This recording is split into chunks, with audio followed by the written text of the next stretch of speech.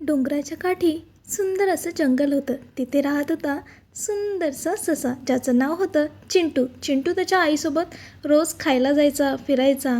रोजच्यासारखे ते रोज निघाले होते खाण्यासाठी.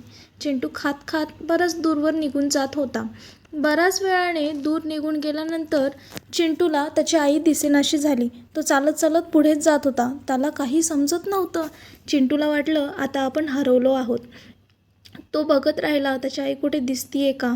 त्यानंतर त्याला कुठेच दिसली नाही. मग तो रडत होता, मोठ्या मोठ्याने ओरडत होता, त्याच्या आईला आवाज देत होता. तितक्यात त्याचा आवाज एका हरिणाने ऐकला. हरिण त्याच्याजवळ येत होतं. चिंटू खूप घाबरलेला होता. त्याला समजत नव्हतं की काय करावं.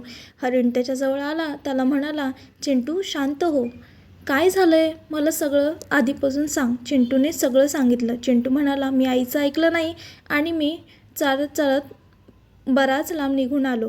हरिण म्हणालं, हे तू अतिशय चुकीचं केलं. आणि असं म्हणून तो म्हणाला की चल तुझ्या आईला शोधूया. बरेच दूरवर निघून गेले असताना त्यांना रस्त्यामध्ये मिळाले एक कासव आणि एक छोटासा उंदीर मामा, जे की म्हणाले, काय झालं, तुम्ही कुठे जात आहे दोघांनी सांगितलं की असं असं आहे, आम्ही तिकडे जातोय. मग ते दोघं म्हणाले, ठीक आहे, आम्ही पण तुमच्यासोबत येतो. चारही जण चिंटूच्या आईला शोधायला निघाले.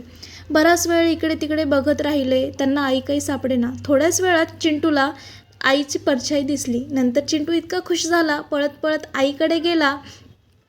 चिंटूची आई ही खूप खुश होती, कारण तिला तिचं बाळ मिळालेलं होतं.